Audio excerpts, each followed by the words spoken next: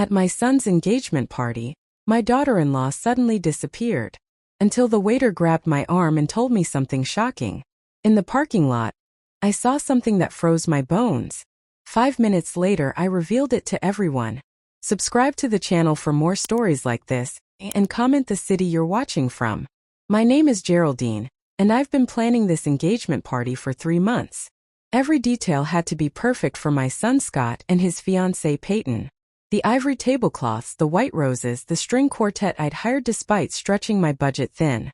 Everything looked exactly like the Pinterest boards Peyton had shown me, down to the gold charger plates that cost more than my weekly groceries. But standing in the corner of the country club ballroom, watching her glide between guests in that designer dress, I couldn't shake the feeling that something was terribly wrong.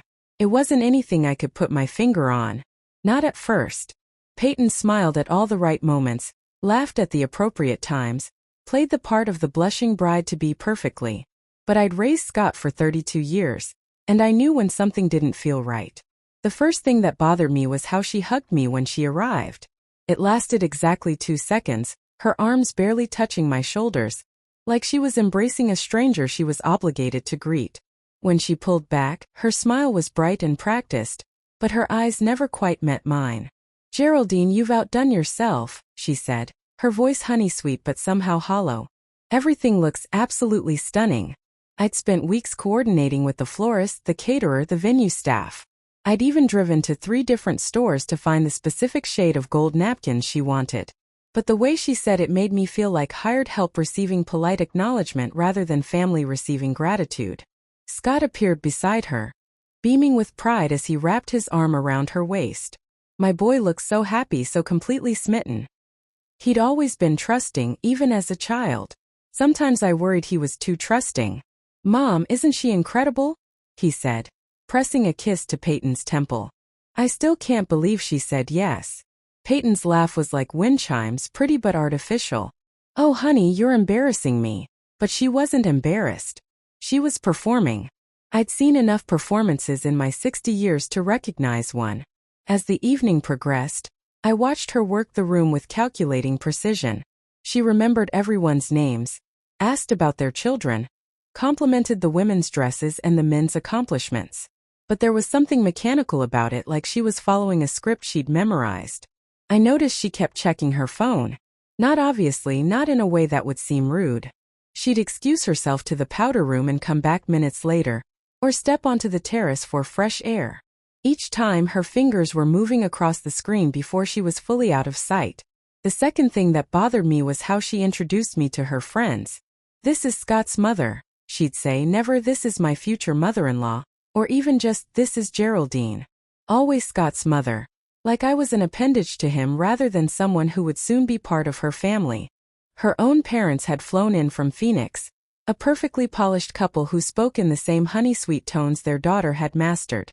They treated me with cordial politeness, the kind reserved for service providers who were doing an adequate job. When Peyton's mother complimented the centerpieces, she directed her praise to the air somewhere over my left shoulder. "Peyton has such exquisite taste," she said to no one in particular. "She always has." I wanted to mention that I'd spent hours with the florist, that Peyton had only sent me photos and expected me to make them reality. But I smiled and nodded, playing my part in whatever performance we were all apparently giving. The third thing happened during the toasts. Scott's best friend Michael raised his glass and spoke beautifully about their friendship, about how happy he was to see Scott so in love. Then Peyton's maid of honor, a stick-thin blonde named Brittany, took her turn. "Peyton deserves everything wonderful that life has to offer," she said, her voice carrying clearly across the room. "And Scott, you're so lucky to be the one who gets to give it to her." The phrasing struck me as odd. Not "they're lucky to have found each other," or "they deserve all the happiness in the world." Just that Scott was lucky to be chosen to provide for Peyton. But it was the fourth thing that really set my nerves on edge. I was in the kitchen, checking with the catering staff about dessert timing, when I overheard 2 of Peyton's cousins talking. "I still can't believe she's actually going through with this," one whispered. "I know, right? I mean, he's sweet and all, but she could do so much better. At least he's got money." They fell silent when they noticed me, offering guilty smiles before hurrying back to the party. But their words echoed in my head, mixing with all the small wrongnesses I'd been cataloging all evening. By the time we reached the cake cutting, I felt like I was watching my son through a window, seeing him celebrate his engagement while something cold and heavy settled in my stomach. Scott was radiant, holding the knife with Peyton's smaller hand covering his, both of them laughing as the photographer captured the moment. But when I looked at Peyton's face, I saw something that chilled me. For just a split second, when she thought no one was watching, her expression went completely blank. Not happy, not excited, not in love. Just empty, like an actress between takes waiting for someone to call action. Then the moment passed and she was all smiles again, feeding Scott a bite of cake while the guests applauded. But I couldn't unsee what I'd witnessed. The real Peyton, the one beneath the performance, was someone I didn't recognize at all. As the evening wound down and guests began to leave, I found myself standing alone by the gift table, watching Scott walk Peyton's elderly grandmother to her car. He was so gentle with her, so attentive. That was my boy, always thinking of others, always trying to make everyone comfortable. Peyton appeared beside me, checking her phone again. "Thank you for everything, Geraldine," she said without looking up from the screen. "I know Scott appreciates all your hard work." "Not I appreciate it. Scott does." "Of course," I managed. "I just want him to be happy." She finally looked at me then, and for the briefest moment, I saw something flicker in her eyes. Not gratitude or affection or even simple politeness. It was something closer to calculation, like she was measuring my worth and finding it barely adequate. "He will be," she said simply, then walked away to say goodbye to her parents. I stood there in the emptying ballroom, surrounded by the remnants of the perfect party I'd created, and felt more alone than I had in years. Something was wrong. Everything was wrong. But I had no proof, just a mother's intuition and a growing dread that my son was about to make the biggest mistake of his life. The worst part was knowing that if I said anything, Scott would think I was just being a jealous, interfering mother who couldn't let go. He'd choose her over me, just like sons are supposed to do when they find the woman they want to spend their lives with. But what if that woman was lying to him about everything? The party was in full swing when it happened. The string quartet had just finished playing Scott and Peyton's song. The one they claimed was theirs from their first date, though I'd noticed Peyton had to whisper the name to him when someone asked about it. Guests were mingling, champagne glasses clinked, and the warm May evening felt perfect for celebrating love.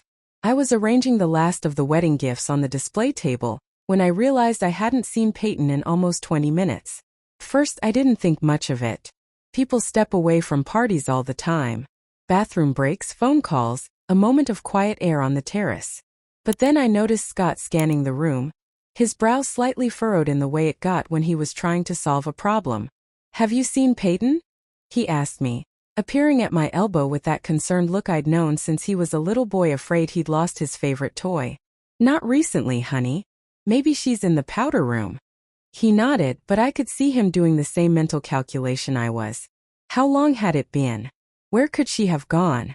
I watched him make his way through the clusters of guests, checking the terrace, the bar area, even peeking into the coat room. Each place he searched came up empty, and with each empty space, the line between his eyebrows deepened. Peyton's parents seemed unconcerned when Scott approached them. Her father, Gerald, was deep in conversation with my neighbor Bob about golf handicaps, while her mother, Patricia, was admiring another guest's jewelry with the intense focus she applied to anything expensive and shiny. "Oh, you know Peyton," Patricia said with an airy wave when Scott asked if they'd seen their daughter. "She probably stepped out to take a call. She's always so busy with her work." Work. That was another thing that had bothered me. In the 8 months Scott had been dating Peyton, I'd never gotten a clear answer about what exactly she did for a living. Something in marketing, she'd said vaguely. Consulting. Social media strategy. The job title seemed to change depending on who was asking. But Scott accepted his future mother-in-law's explanation with the same trusting nature that made him such a good son and, I was beginning to fear, such an easy target. 25 minutes turned into 30, then 40. The photographer was getting restless, wanting to capture more candid shots of the happy couple. The caterers were asking about timing for the final toast. And still no Peyton. I found myself gravitating toward the windows that looked out over the country club's parking lot, though I couldn't say why. Maybe it was that same intuition that had been nagging at me all evening, the same voice that had been whispering warnings I didn't want to hear. It was Marcus, the young man working the champagne station, who finally gave me the answer I was looking for. Marcus had been serving our family at club events for 3 years now, ever since he'd started working there to pay for college. He was a sweet kid, always polite, always professional. He appeared beside me as I stood by the window, his voice low and urgent. "Mrs. Henderson," he said quietly, glancing around to make sure no one else could hear. "I need to tell you something about Miss Peyton." The way he said it made my blood run cold. There was something in his tone, a mixture of concern and reluctance, like he knew he was about to deliver news that would hurt but felt obligated to share it anyway. "What is it, Marcus?" He shifted uncomfortably, wiping his hands on his black vest. "I saw her in the parking lot about 15 minutes ago. She wasn't alone." The words hit me like a physical blow, even though part of me had been expecting something like this all evening. All those little wrongnesses, all those moments when something had felt off, suddenly crystallized into a terrible possibility. "What do you mean, not alone?" Marcus looked around again, then motioned for me to follow him to a quieter corner near the service entrance. His young face was troubled, like he wished he hadn't seen whatever he'd witnessed. "I was taking some empty bottles out to the recycling," he began, his voice barely above a whisper. "I saw Miss Peyton by the far end of the parking lot, near the trees. There was a man with her. An older man, maybe in his 50s, wearing a really expensive suit." My heart was pounding so hard I was sure Marcus could hear it. What were they doing? He shifted again, clearly uncomfortable. They were kissing. "Not like a friendly kiss, Mrs. Henderson. Like..." He trailed off, but his meaning was clear. The world seemed to tilt sideways. I gripped the back of a nearby chair to steady myself, trying to process what he was telling me. Peyton, my son's fiancée, the woman we were celebrating tonight, was in the parking lot kissing another man while Scott searched for her inside. "Are you sure it was her?" I asked, though I already knew the answer. Marcus wouldn't have approached me with gossip or speculation. He was too careful, too considerate for that. "Yes, ma'am. She was wearing that same blue dress and I saw her face clearly when they broke apart. The man got into a black Mercedes and drove away. She stayed behind, fixing her lipstick. Fixing her lipstick. Like she was preparing to come back inside and pretend nothing had happened. Like she was getting ready to slip back into her performance as the loving fiancé." "Marcus," I said, my voice steadier than I felt, "thank you for telling me. I know this couldn't have been easy." He nodded, his young face serious. "Mrs. Henderson, I've watched Mr. Scott grow up here at the club. He's a good man. He deserves better than whatever this is." After Marcus disappeared back into the kitchen, I stood in that quiet corner trying to decide what to do with the information he'd given me. Part of me wanted to march straight to Scott and tell him everything. But another part, the part that had spent 32 years protecting my son from the world's cruelties, wanted to verify what I'd heard before potentially destroying his happiness. I made my decision. I walked calmly through the ballroom, smiling at guests, accepting compliments about the party, playing the part of the gracious hostess. But inside my mind was racing. I needed to see this for myself. I needed to understand exactly what kind of woman my son was planning to marry. The parking lot was quieter than I'd expected, the sounds of the party muffled by distance and the evening air. I made my way toward the far end where Marcus had described seeing Peyton, my heels clicking softly on the asphalt. And there she was. Even in the dim light from the parking lot lamps, I could see her clearly. The blue dress, the perfectly styled hair. The woman who'd spent the evening accepting congratulations on her engagement to my son. But she wasn't alone. The man Marcus had described was back, or maybe he'd never left. He was exactly as Marcus had said, older, well-dressed, clearly wealthy. And the way Peyton was looking at him, the way she was touching his arm, the way she was leaning into him. It wasn't the behavior of someone who just met a stranger. This was intimate. This was familiar. This was real in a way that all her interactions with Scott had felt manufactured. I crept closer, staying in the shadows between parked cars, my heart hammering against my ribs. I had to hear this. I had to know exactly what kind of betrayal I was witnessing. What I heard next would change everything. Not just for Scott, not just for our family, but for the very foundation of everything I thought I knew about the woman my son wanted to spend his life with. The conversation I was about to overhear would prove that my worst fears hadn't been nearly fearful enough. I crouched behind a silver SUV, my heart pounding so loudly I was afraid they might hear it. The parking lot felt surreal in the dim evening light, like I was trapped in someone else's nightmare. But this was real. Peyton was real, standing there in her engagement party dress, wrapped in the arms of a man who definitely wasn't my son. The man was speaking in low tones, his voice carrying a confidence that came from years of getting what he wanted. I strained to hear, moving carefully closer until I could make out their words. "You're taking too long with this, sweetheart," he was saying, his hands resting possessively on her waist. "How much longer do I have to wait?" Peyton laughed, that same wind chime sound she'd been using all evening, but now it had a different quality. More genuine, more relaxed. This was how she sounded when she wasn't performing. "Richard, you know these things take time," she replied, her fingers playing with his expensive tie. "I can't just rush through this. Scott's not stupid, just trusting. Scott's not stupid, just trusting." The words hit me like a slap. She was talking about my son like he was a mark, a target to be manipulated. "But the engagement party, Peyton? Really?" Richard's voice carried a note of frustration. "Do you have any idea how it feels watching you play house with some other man?"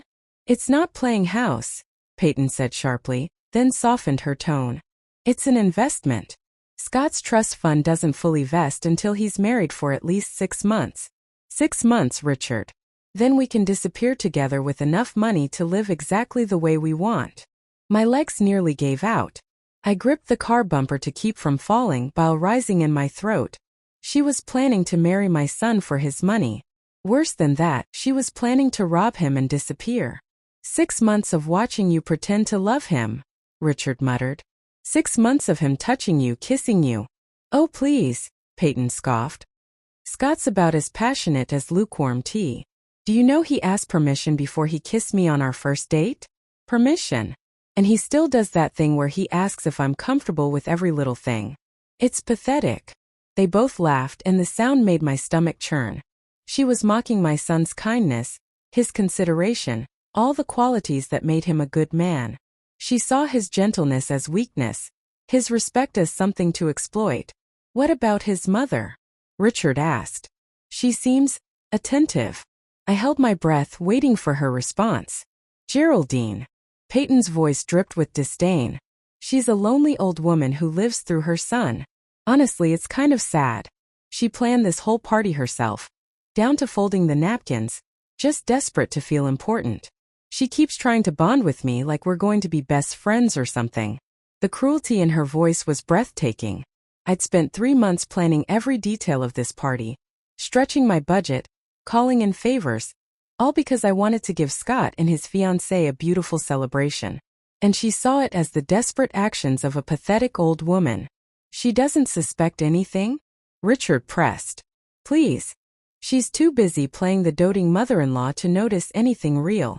Besides, even if she did suspect something, who would believe her? Scott thinks I'm perfect. His friends think I'm perfect. Everyone thinks poor Geraldine is just having trouble letting go of her precious boy." My hands were shaking with rage. She had it all figured out, didn't she? She'd calculated exactly how to make me look like the stereotypical jealous mother if I tried to warn Scott about her. "When do we leave?" Richard asked, pulling her closer. "The wedding's planned for October. We'll give it 6 months, maybe 7 to be safe, then I'll create some kind of crisis. Maybe I'll say I need to go take care of a sick relative. Or maybe I'll just disappear one day and leave a note saying I realized I made a mistake." She shrugged like they were discussing dinner plans. "Either way, by this time next year, we'll be on a beach in Cabo with Scott's money, and he'll be crying to his mommy about his broken heart. And what if he comes looking for you?" Peyton's smile was cold in the parking lot lights. "He won't find us. I've been very careful about covering my tracks. Besides, Scott's too much of a gentleman to cause a scene. He'll probably spend years blaming himself, wondering what he did wrong." The casual way she planned to destroy my son's life, to steal not just his money but his ability to trust, to love again, it was monstrous. I had to bite my lip to keep from screaming. You know what the best part is? She continued, her voice taking on a gleeful tone. His trust fund isn't the only money he'll have access to once we're married. There's also his grandmother's estate that he inherits at 35. We're talking serious money, Richard. Enough to last us forever. Richard whistled low. How much are we talking? Conservative estimate? About $12 million. Maybe more if the stocks have done well. $12 million. Scott's grandmother had left him her estate when she passed 5 years ago, but the terms of her will meant he wouldn't inherit until he turned 35 or got married, whichever came first. I'd helped him understand the legal documents, proud that his grandmother had wanted to ensure he was settled before receiving such a windfall. Now I realized Peyton knew about the inheritance. She'd probably known about it before she'd even started dating him. God, you're brilliant, Richard murmured, kissing her neck. How did you even find out about the inheritance? It wasn't hard. A little social media stalking, some carefully placed questions to mutual friends. You'd be amazed what people will tell you if you ask the right way. Scott's friend Michael mentioned it at a party about a year ago, complaining about how Scott would be set for life while the rest of them were still paying off student loans. A year ago. She'd been planning this for over a year, long before Scott had fallen in love with her. Their entire relationship was a lie. A carefully orchestrated con designed to separate my son from his inheritance. We should get back, Peyton said, checking her phone. I've been gone too long. Scott's probably starting to panic. One more minute, Richard said, pulling her against him for another kiss. This one was passionate, desperate, full of real emotion. It was everything her interactions with Scott weren't. When they broke apart, Peyton sighed. I should go. The sooner I get through this charade, the sooner we can be together for real. Call me tomorrow? Of course. Same time as always. Same time as always. They'd been doing this regularly, meeting behind Scott's back while she played the role of devoted fiancé. Richard walked toward a black Mercedes parked in the shadows, the same car Marcus had described. Peyton waited until he'd driven away, then pulled out a compact mirror to check her appearance. She fixed her lipstick, fluffed her hair, adjusted her dress, getting ready to slip back into her performance. I watched her transform from the calculating woman I'd just witnessed into the sweet, innocent fiancé Scott thought he was marrying. It was like watching someone put on a mask, becoming someone completely different. She started walking back toward the country club entrance, her steps confident, her expression already shifting to the appropriate mix of apologetic and loving that would explain her absence. I stayed hidden behind the SUV until she was out of sight, my entire body trembling with shock and fury. Everything I'd suspected, every instinct that had warned me something was wrong, had been proven right in the most horrible way possible. But knowing the truth and being able to prove it were two different things. Who would believe me? Peyton was right about that much. Scott was so completely smitten that he'd probably think I was making it all up out of jealousy. I needed proof. I needed evidence that even Scott couldn't dismiss. With shaking hands, I pulled out my phone. If I was going to save my son from the biggest mistake of his life, I had to be smart about it. I had to be as calculating as she was. The war for Scott's future was about to begin, and I wasn't going to let that woman destroy him without a fight. Walking back into that ballroom was the hardest thing I'd ever done. The warm light, the gentle music, the happy faces of our friends and family. It all felt like a mockery now. I stood in the doorway for a moment, watching Scott near the gift table, his face creased with worry as he continued looking for his fiancée. My son. My beautiful, trusting, kind-hearted son who had no idea that the woman he wanted to marry was planning to destroy his life. I forced myself to move through the crowd, accepting compliments about the party, smiling at appropriate moments, but inside I felt like I was dying. Every step felt weighted with the knowledge I now carried. Every breath hurt with the impossibility of what I had to do. Geraldine, there you are. Patricia, Peyton's mother, appeared beside me with her perpetual society smile. Have you seen our girl? She seems to have vanished into thin air. Our girl. The phrase made my stomach turn. Did Patricia know? Was she part of this elaborate con? Or was she just another victim of her daughter's deception? I'm sure she'll be back soon, I managed, studying Patricia's face for any sign of duplicity. but all I saw was the same polished pleasantness she'd worn all evening.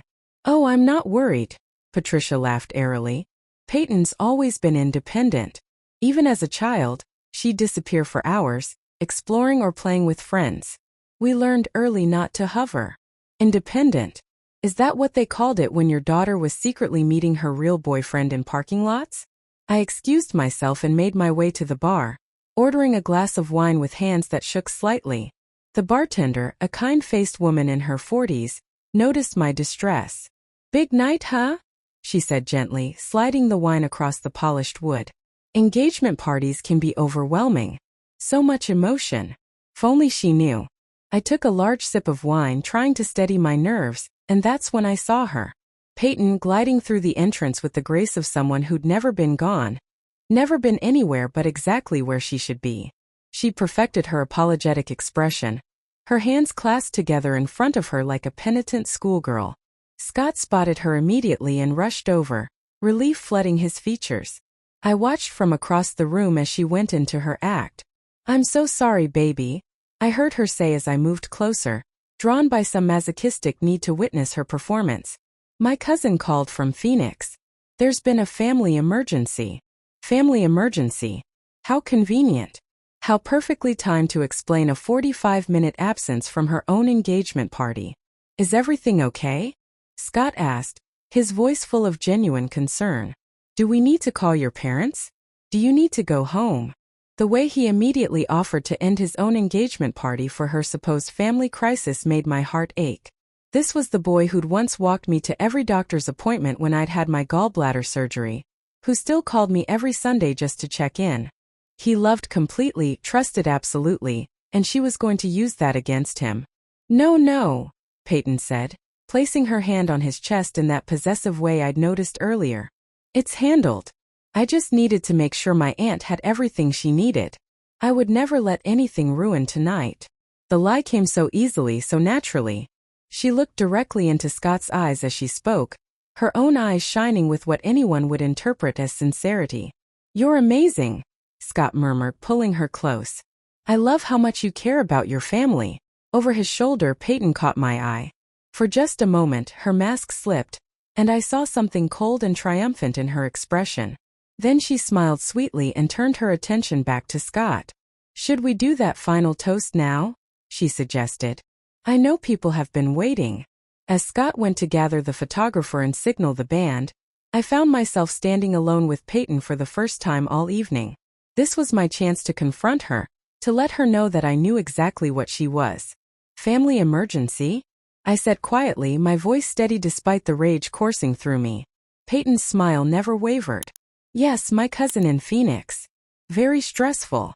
"That's interesting," I continued, watching her face carefully, "because I could have sworn I saw you in the parking lot a few minutes ago." Something flickered in her eyes, but she recovered quickly. "The parking lot? I did go out to take the call. Better reception outside. With a man." The words hung in the air between us. Peyton's smile faltered for just a fraction of a second, then returned full force. "A man? Geraldine, I think you might have seen someone else. The lighting out there isn't very good." She was good. I had to give her that. Even caught red-handed, she was trying to make me doubt what I'd seen with my own eyes.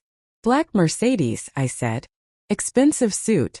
About 50 years old." Now her smile did slip. "Not much, but enough to let me know I'd hit the target." "I have no idea what you're talking about," she said, but her voice had lost some of its warmth. "Maybe you should have your eyes checked, Geraldine. Sometimes older people start seeing things that aren't really there." The condescension in her tone made my blood boil, but I kept my expression neutral. Two could play this game. "You're right," I said mildly. "Maybe I was mistaken." Relief flooded her features, but I wasn't done. "Although," I continued, "it's funny that your lipstick looks freshly applied. Didn't you just redo it before coming back inside?" Her hand moved instinctively to her lips, confirming what I'd suspected. She had fixed her makeup after her encounter in the parking lot. "I always touch up my lipstick," she said, but there was an edge to her voice now. "It's called good grooming."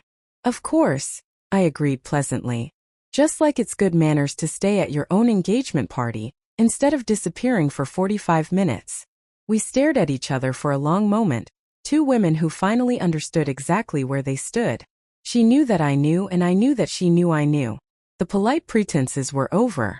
"Geraldine," Peyton said, her voice dropping to barely above a whisper, "I think you should be very careful about the accusations you're making. Scott loves me. He trusts me. And if you try to poison him against me, it's only going to damage your relationship with your son." The threat was delivered with a smile, but it was unmistakably a threat. She was warning me that any attempt to expose her would backfire, that Scott would choose her over me. "Is that what you think?" I asked. "That's what I know," she replied confidently. "Scott has already talked to me about how you've been difficult lately, how you seem to have trouble accepting that he's grown up and doesn't need his mommy anymore." The words hit their intended target. Scott had said that? Had he really complained to her about me? Peyton must have seen the doubt in my eyes because her smile widened. "He loves you, of course, but he's ready to start his own family now. With me.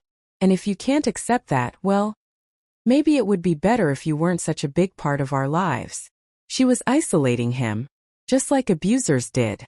Turn the victim against their support system, make them believe that the people who loved them were the problem.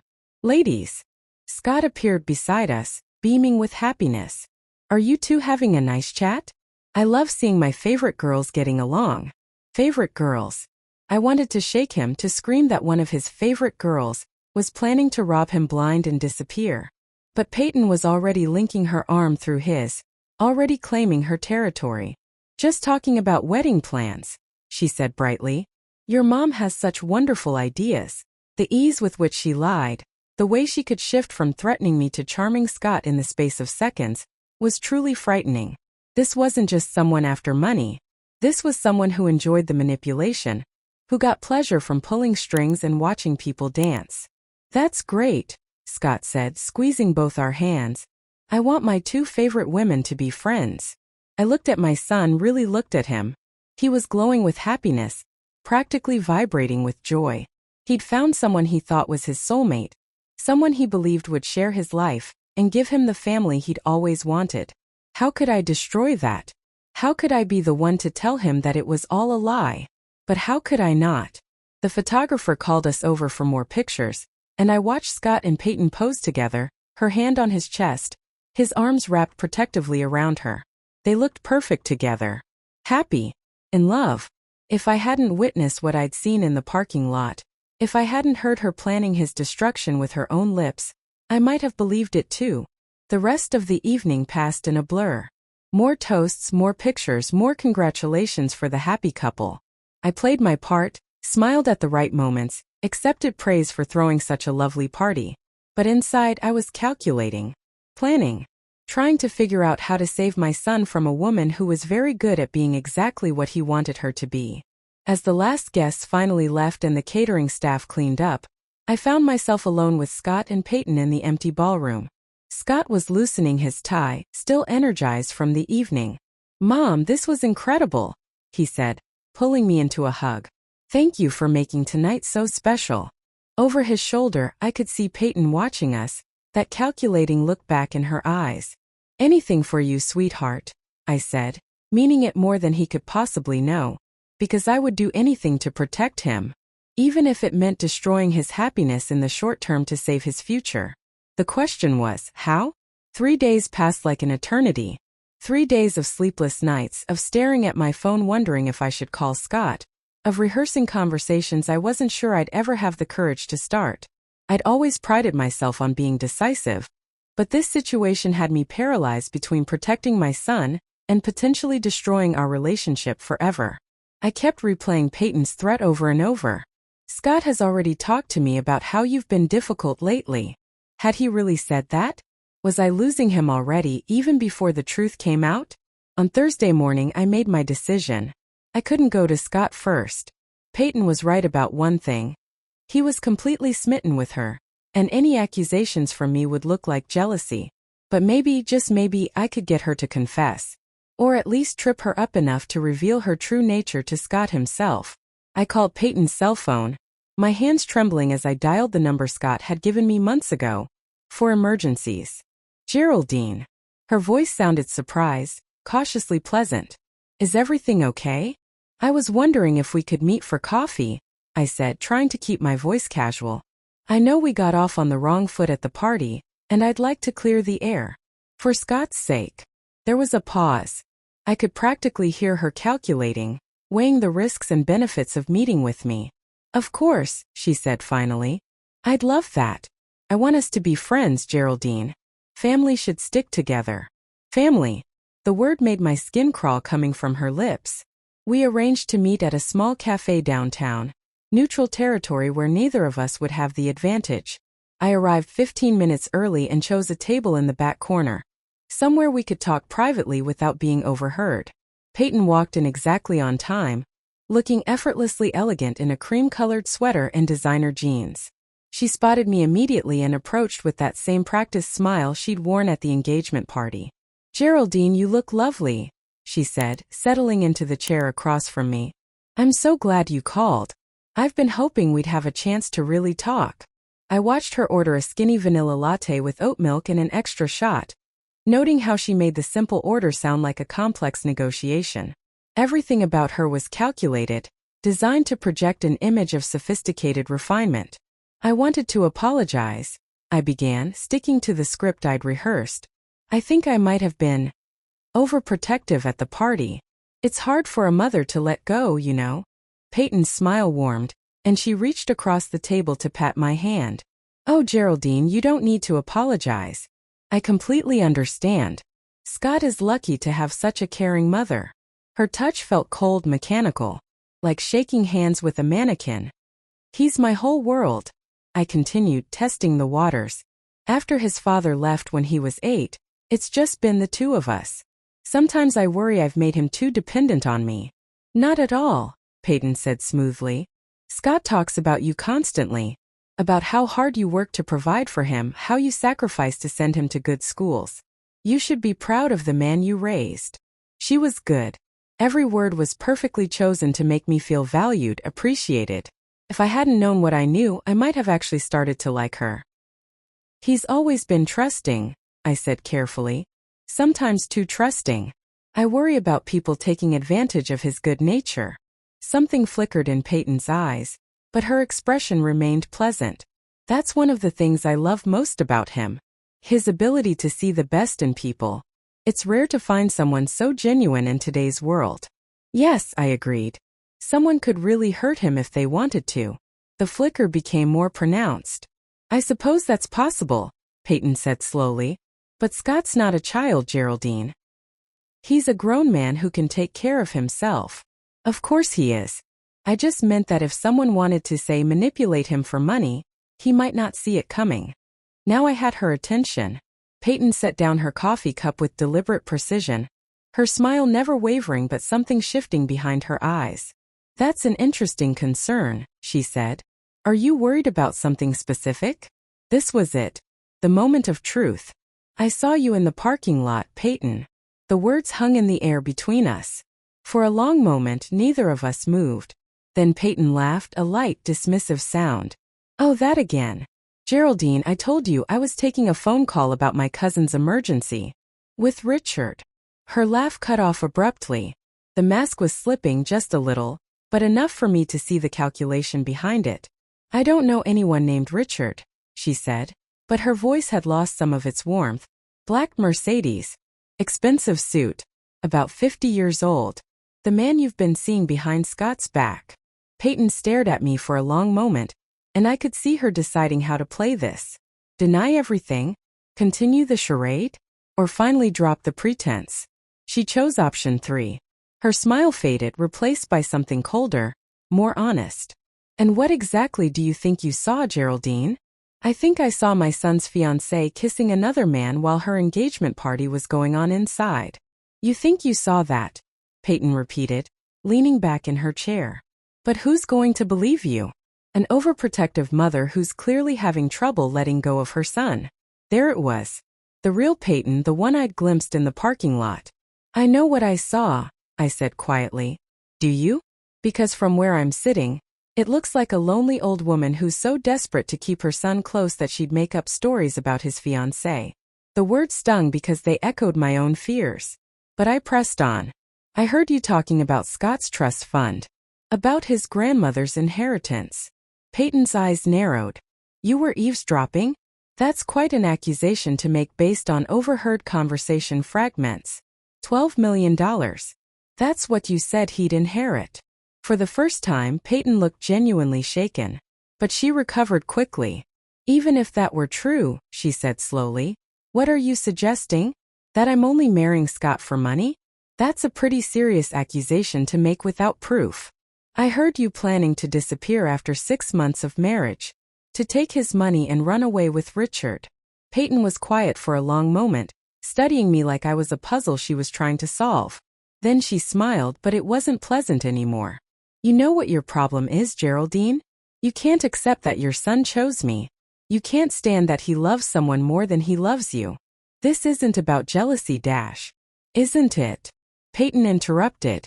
Because that's exactly what this looks like. A bitter, lonely woman who can't let go of her adult son. Who makes up elaborate conspiracy theories, rather than accept that he's moved on. She leaned forward, her voice dropping to barely above a whisper. Let me tell you what's going to happen, Geraldine. You're going to go home. And you're going to forget about whatever you think you saw or heard. Because if you try to poison Scott against me, if you fill his head with these paranoid fantasies, I will make sure he understands exactly what kind of person you really are. What kind of person I really are? The kind who spies on her son's fiancé. The kind who makes up vicious lies because she can't handle being replaced. The kind who would rather destroy her son's happiness than see him with another woman. The threat was clear, delivered with surgical precision. She would turn Scott against me completely if I tried to expose her. Scott loves me, Peyton continued, her voice still soft but deadly. He trusts me. And right now he still loves you too. But that could change very quickly if I told him about this conversation. About how his mother accused me of being a gold digger and a cheater based on what? Parking lot shadows and overheard phone calls. My heart was pounding, but I forced myself to stay calm. What about Richard? What about him? You have no proof of anything inappropriate. And even if you did, who would believe you? A scorned mother-in-law with abandonment issues? Or the woman Scott chose to spend his life with? She was right, and we both knew it. Without concrete evidence, it would be my word against hers. And she'd already laid the groundwork to make me look like the villain. I could hire a private investigator, I said desperately. Peyton laughed, genuinely amused now. With what money, Geraldine? I know how much you make. I know you stretched your budget to pay for that engagement party. You think you can afford to hire professionals to stalk me. She'd done her homework. Of course she had. Besides, she continued, what would you tell a private investigator? That you saw me talking to a man in a parking lot? That I disappeared from a party for less than an hour? There's nothing illegal about any of that. She was boxing me in, cutting off every avenue I might use to expose her. But I wasn't done yet. Scott deserves to know the truth about who you really are. And what truth is that? Peyton challenged. That I love him? That I want to marry him? That I'm excited about our future together? Because that's all anyone will see, Geraldine. That's all there is to see. She stood up, smoothing down her sweater with practiced elegance. Thank you for the coffee, she said, her voice returning to its earlier warmth as if the last 10 minutes hadn't happened. I'm so glad we had this chat. I think we understand each other much better now. She paused at my shoulder, leaning down to speak directly into my ear. Stay away from my relationship with Scott, Geraldine. You won't like what happens if you don't. Then she was gone, leaving me alone at the table with the bitter taste of defeat in my mouth. But as I sat there, watching her walk away through the cafe window, something crystallized in my mind. She was right about one thing. I couldn't prove what I'd seen or heard. But that didn't mean I was powerless. Peyton had made one crucial mistake in her threats and manipulations. She'd underestimated exactly how far a mother would go to protect her child. The war wasn't over. It was just beginning. For 2 weeks after that coffee meeting, I lived in a strange kind of suspended animation. Peyton had effectively checkmated me with her threats, and she knew it. She became even more attentive to Scott, more loving, more perfect. She started calling me regularly with wedding updates, including me in dress shopping and venue visits, playing the role of the devoted daughter-in-law-to-be. It was psychological warfare, and she was winning. But I've never been someone who gives up easily. If I couldn't prove what I'd seen, I'd have to create an opportunity for the truth to reveal itself. I started paying attention to patterns, to Peyton's schedule, to the little tells that might give her away. She disappeared every Tuesday afternoon for what she called yoga class. She was always checking her phone during family dinners, claiming it was work emergencies. And she had a habit of stepping outside to take certain calls, always with an excuse about poor reception or needing privacy for boring business stuff. I began following her. Not in some dramatic movie way, but careful, patient observation. I learned her routines, her favorite coffee shop, the gym where she actually did go sometimes. And on the third Tuesday, my persistence paid off. She didn't go to yoga. She went to an upscale hotel downtown, where she met Richard in the lobby like they'd done it dozens of times before. This time I was ready.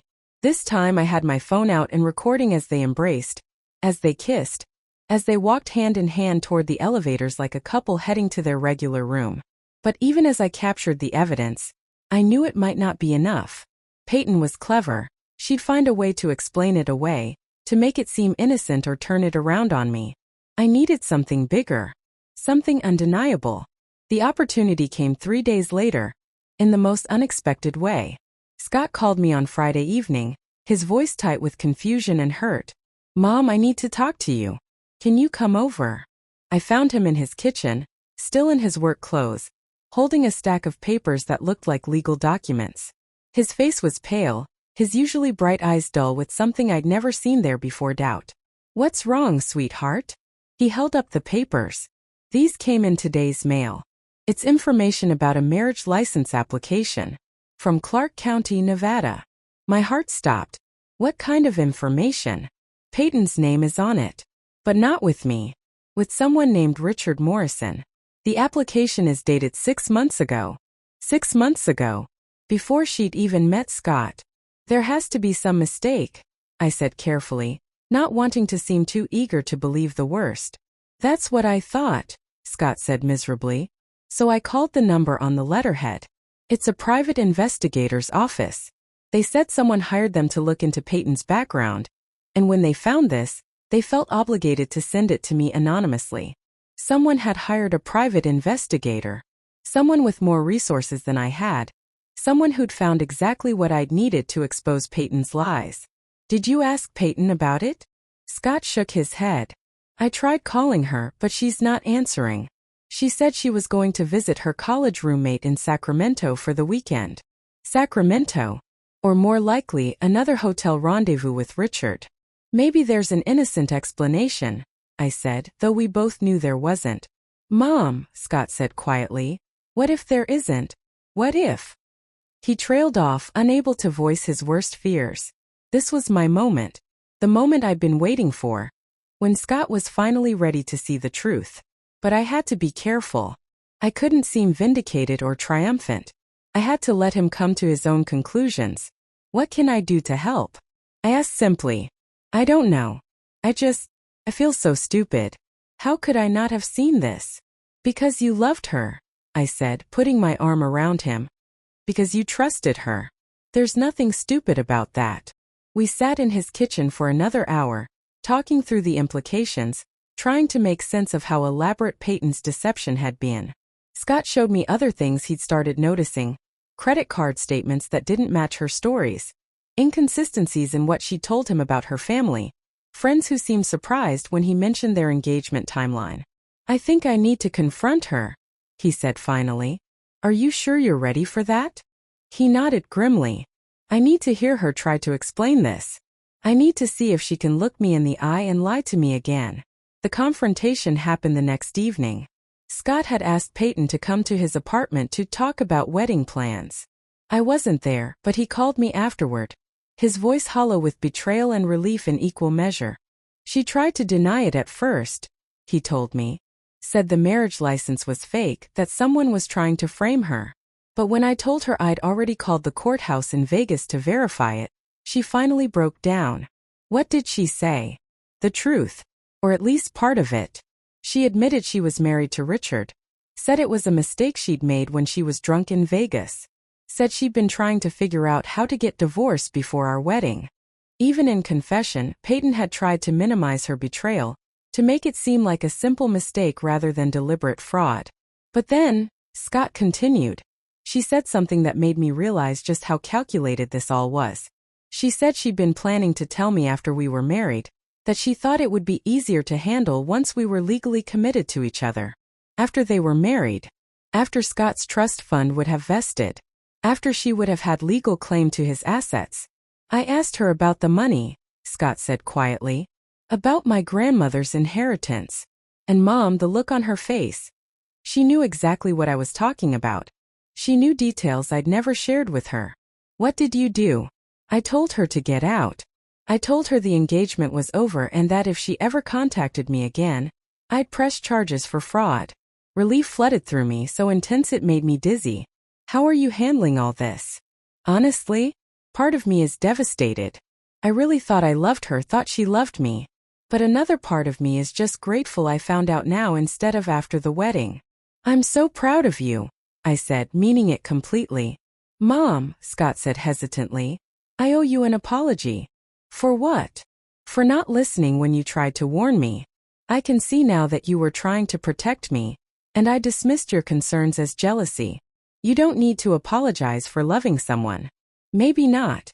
But I should have paid attention when the person who knows me best in the world was telling me something was wrong. 3 weeks later, Scott and I were having Sunday dinner at my apartment when his phone buzzed with a text message. He glanced at it and smiled, a real smile for the first time since the confrontation. It's from Detective Morrison, he said. The fraud investigation is complete. Apparently, I wasn't Peyton's only victim. They've identified at least 3 other men she was engaged to simultaneously, all wealthy, all targeted for their inheritances or trust funds. What's going to happen to her? She's being charged with multiple counts of fraud and bigamy. Looks like she'll be spending the next few years in prison instead of on a beach in Cabo. I felt a satisfaction so deep it surprised me. Not just because justice was being served but because my son was free. Free from her manipulation. Free to find real love with someone who deserved him.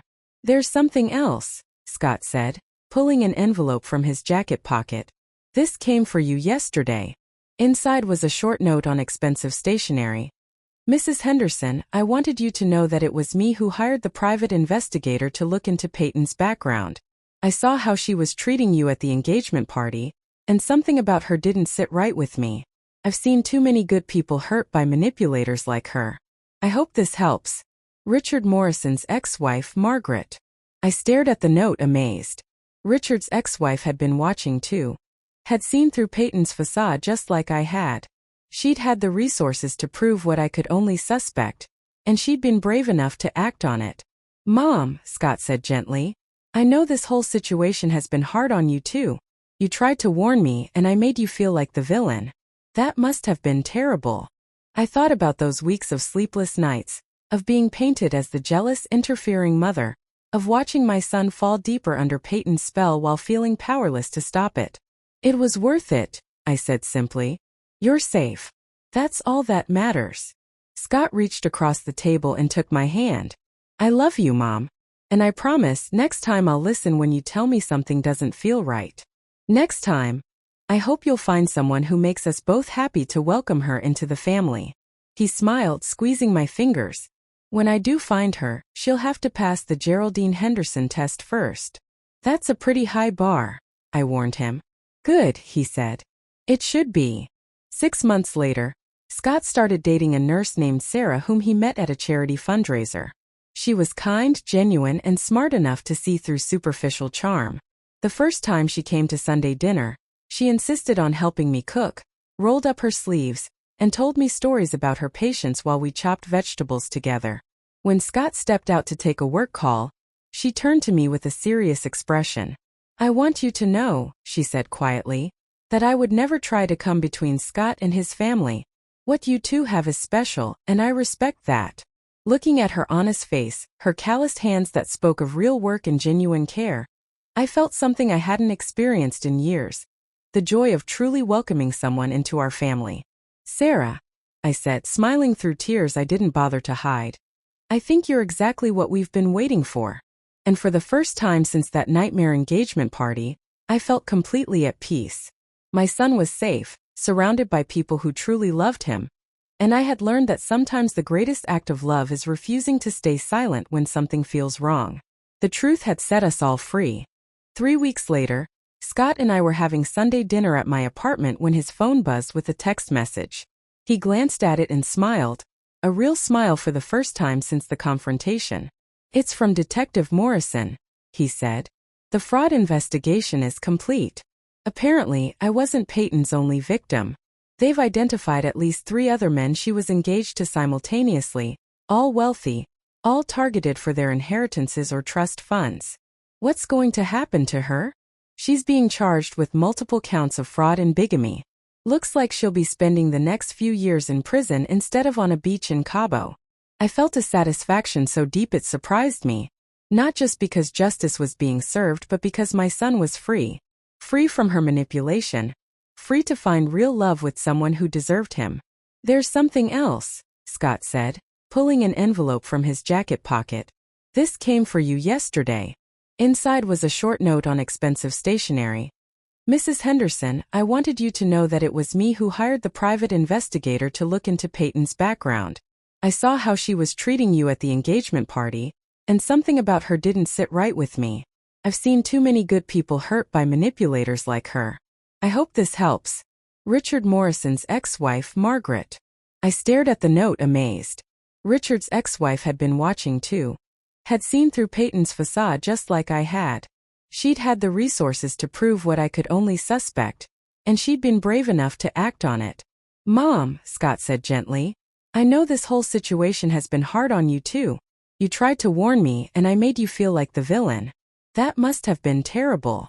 I thought about those weeks of sleepless nights, of being painted as the jealous, interfering mother, of watching my son fall deeper under Peyton's spell while feeling powerless to stop it. "It was worth it," I said simply. "You're safe. That's all that matters." Scott reached across the table and took my hand. "I love you, Mom. And I promise next time I'll listen when you tell me something doesn't feel right. Next time, I hope you'll find someone who makes us both happy to welcome her into the family." He smiled, squeezing my fingers.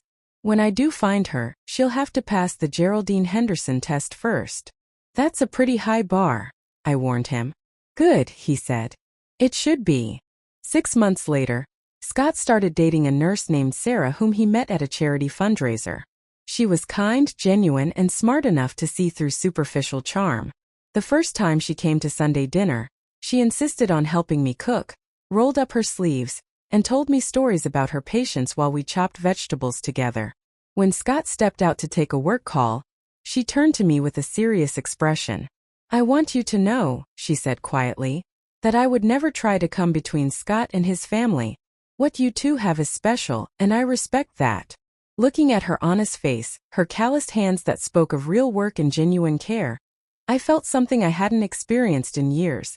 The joy of truly welcoming someone into our family. "Sarah," I said, smiling through tears I didn't bother to hide. "I think you're exactly what we've been waiting for." And for the first time since that nightmare engagement party, I felt completely at peace. My son was safe, surrounded by people who truly loved him.